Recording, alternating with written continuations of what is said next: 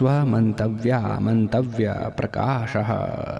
सर्वतंत्र सिद्धांत अर्थात साम्राज्य, सार्वजनिक धर्म, जिसको सदा से सब मानते आए, मानते हैं और मानेंगे भी, इसलिए उसको सनातन नित्य धर्म कहते हैं कि जिसका विरोधी कोई भी न हो सके।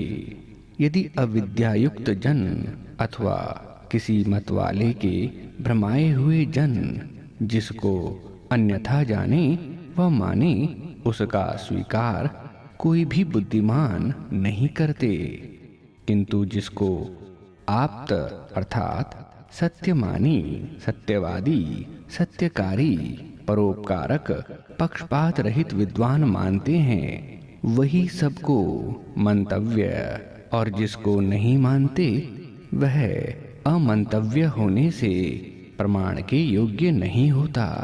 अब जो वेद आदि सत्य शास्त्र और ब्रह्मा से लेकर जैमिनी मुनि पर्यंतों के माने हुए ईश्वर आदि पदार्थ हैं, जिनको कि मैं भी मानता हूँ, सब सज्जन महाशयों के सामने प्रकाशित करता हूँ।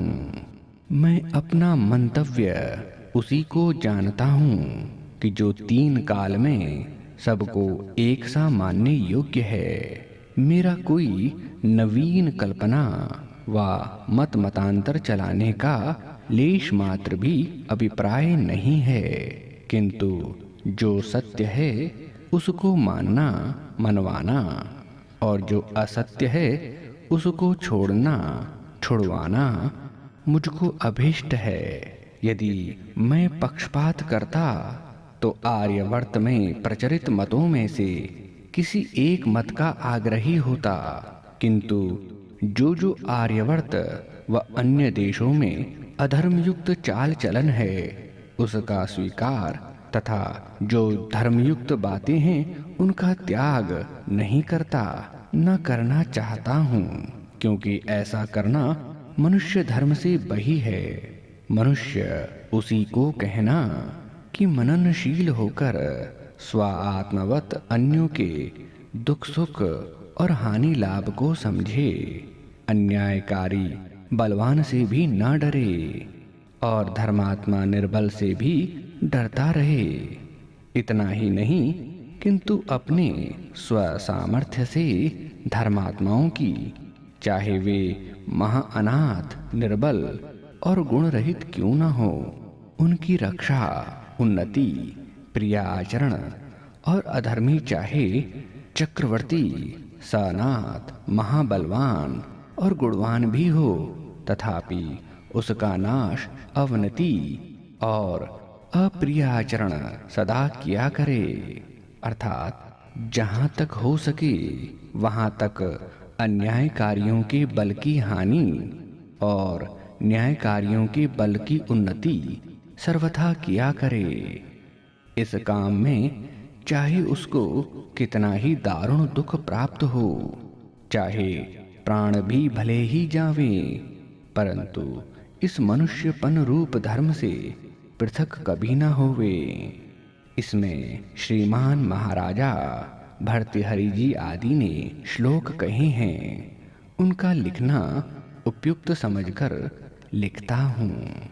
निंदन्तो नीतिनुपुणा यदि वास्तुवन्तु लक्ष्मीः क्षमाविशतु गच्छतु वा यथेष्टम् अद्येव वा मरणमस्तु युगान्तरे वा न्यायात् पथः प्रविचलन्ति पदं न धीराः। महाभारत के भी श्लोक हैं। न जातु कामान्न भयान्न लोभात् धर्मं त्यजे जीवतस्यापि हेतुः धर्मो नित्यः सुख दुःखे त्वनित्ये जीवो नित्यो हेतुरस्य त्वनित्यः। मनु की भी श्लोक हैं। एक एव सुहृद्धर्मो निधनेऽप्यनुयाति एक एव सुहृद्धर्मो निधनेऽप्यनुयाति यः शरीरेण समं नाशं सर्वमन्यद्धि गच्छति। अन्य उपनिषद आदि के भी श्लोक हैं।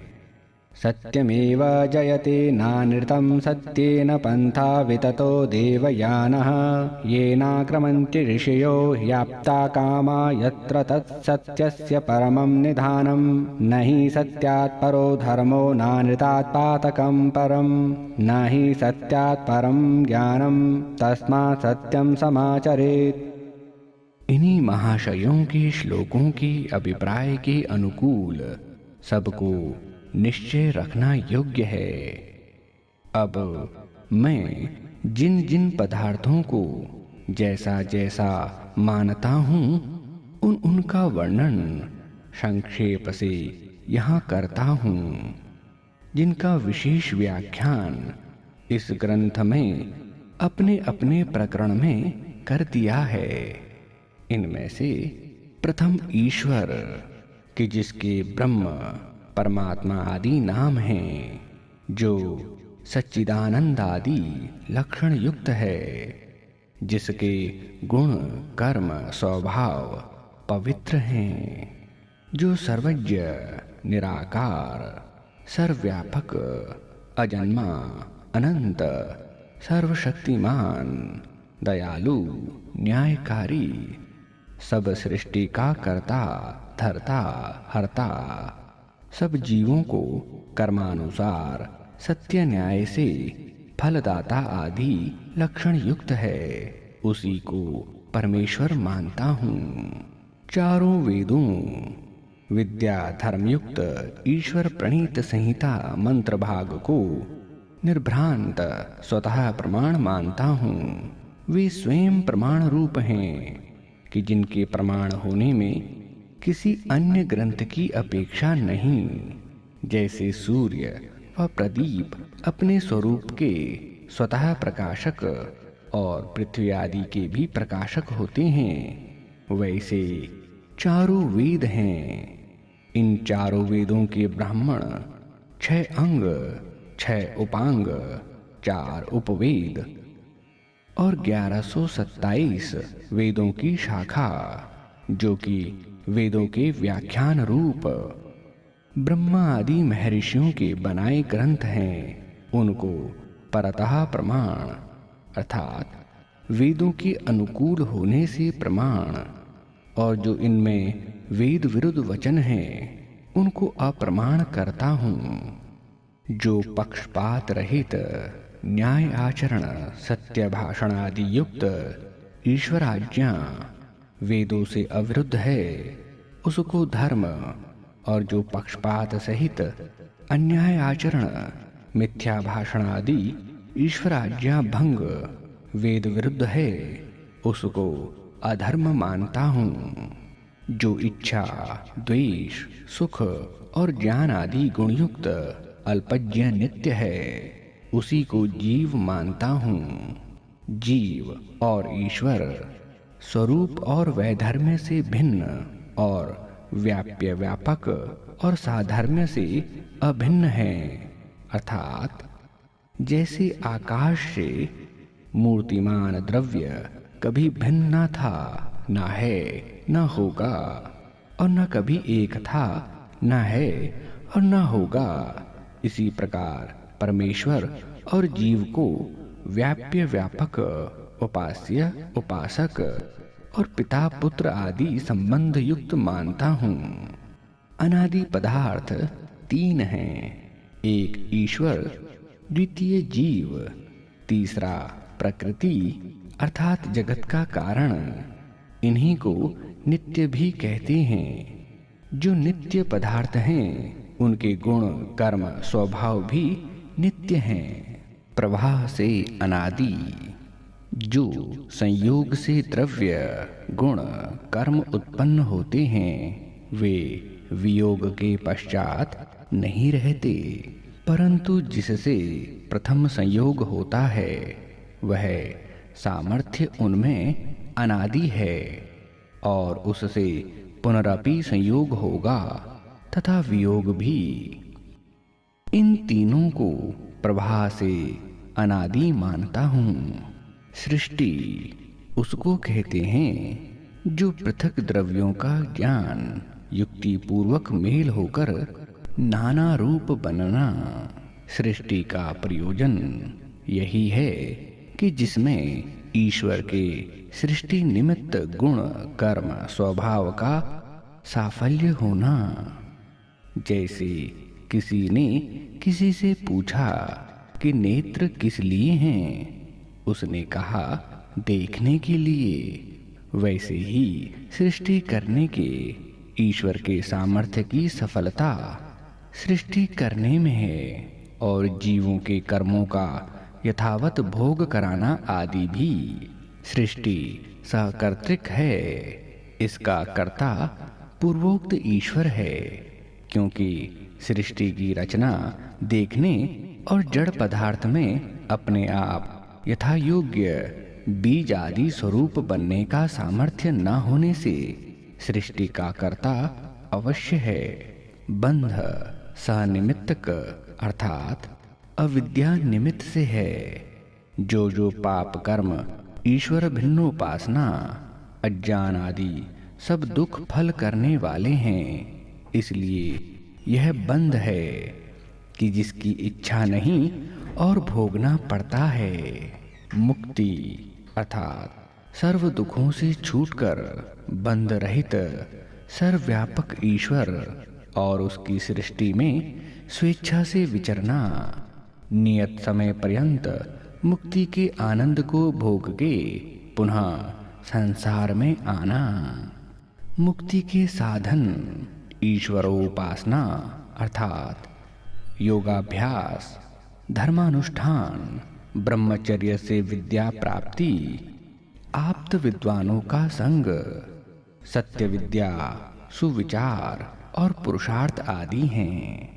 अर्थ वह है कि जो धर्म ही से प्राप्त किया जाए और जो अधर्म से सिद्ध होता है उसको अनर्थ कहते हैं। काम वह है कि जो धर्म और अर्थ से प्राप्त किया जाए। वर्णाश्रम गुण कर्मों की योग्यता से मानता हूँ।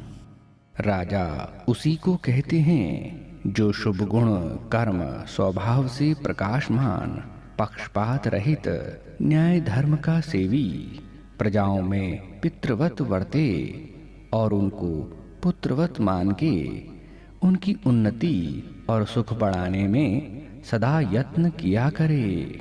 प्रजा उसको कहते हैं कि जो पवित्र गुण कर्म स्वभाव को धारण करके पक्षपात रहित न्याय धर्म के सेवन से राजा और प्रजा की उन्नति चाहती हुई राजविद्रोह रहित राजा के साथ पुत्रवत वर्ते।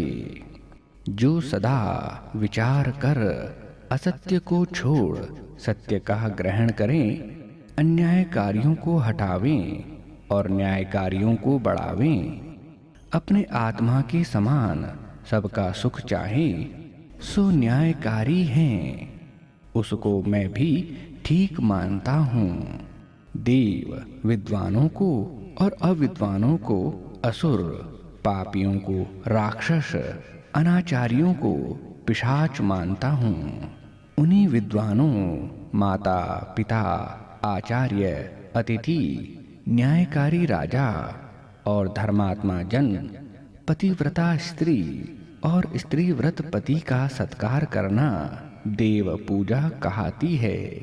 इससे विपरीत अदेव पूजा इनकी मूर्तियों को पूज्य और इतर पाषाण आदि जड़ मूर्तियों को सर्वथा अपूज्य समझता हूँ। शिक्षा जिससे विद्या, सभ्यता, धर्मात्मता, जितेंद्रियता आदि की बढ़ती होवे और अविद्या आदि दोष छूटें, उसको शिक्षा कहते हैं। पुराण जो ब्रह्मा आदि के बनाए ऐत्रेय आदि ब्राह्मण पुस्तक हैं, उन्हीं को पुराण, इतिहास, कल्प, गाथा और नाराशंसी नाम से मानता हूँ, अन्य भागवत आदि को नहीं।